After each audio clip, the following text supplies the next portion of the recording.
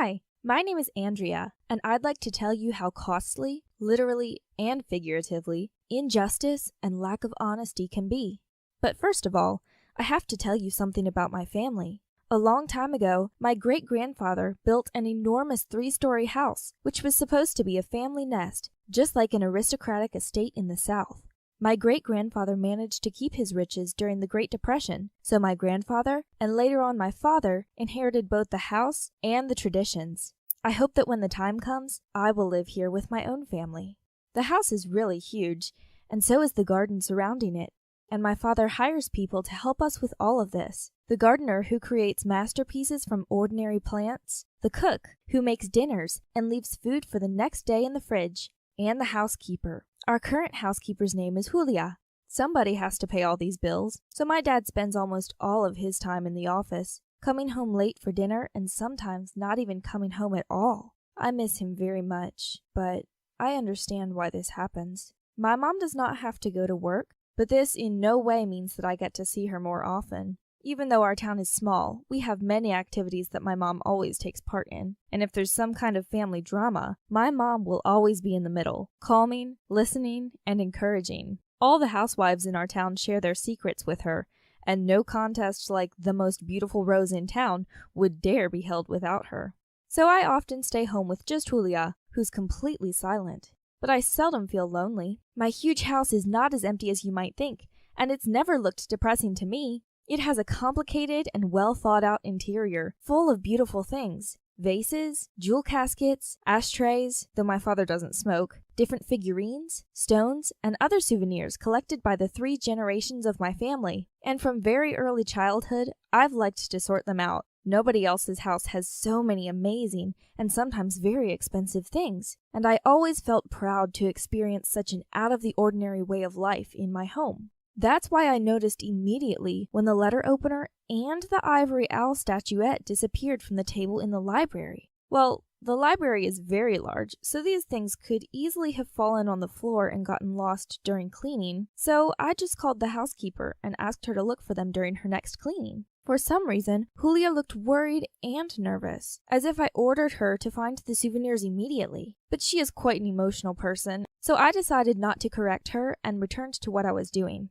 But the story has only just begun. A week later, an antique forged ashtray disappeared from the living room. It was strange. I looked under the tea tables and sofas, kneeling on the floor in my dress, but could not find it.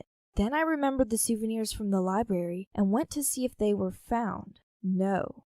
Okay, these things were really small and could have rolled somewhere under the shelves, but the ashtray was really big and heavy and couldn't just be smashed away. So where did it go? Was it stolen? My parents did not seem to notice the losses, and I decided not to upset them and tried to figure out who had come into our home lately. The more I thought about it, the more I realized that no one new had visited us. Maybe somebody from the house staff. The gardener never enters the big house. The cook only works in the evenings and seldom leaves the kitchen. So that just leaves Julia. She lives in the house, she has her own room, and also she has access to every room. So I started my own investigation. Like Sherlock Holmes, I followed Julia in disguise. I examined every room before and after cleaning, trying to catch her in the act when she stole something again. I was contemplating telling everything to my parents, but, I did not want to look reactive or intolerant by blaming Julia without any proof.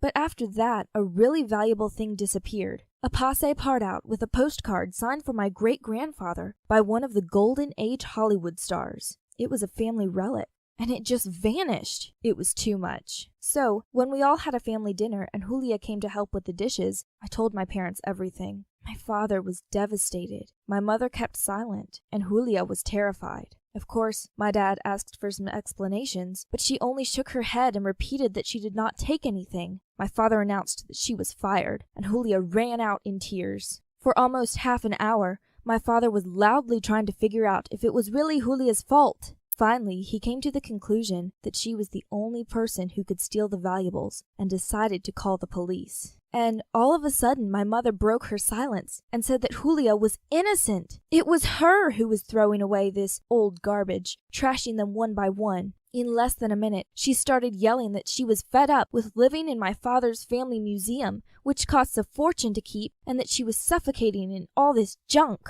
And even though I was very curious to find out what my father would say to her when he returned to life from being a speechless statue, I rushed to Julia's room in order to ask for her forgiveness from my whole family. When I was descending the stairs in a hurry, I was thinking about the danger of not speaking up when you have problems, and also that if you suspect somebody of doing inappropriate things, you still should not jump to quick conclusions.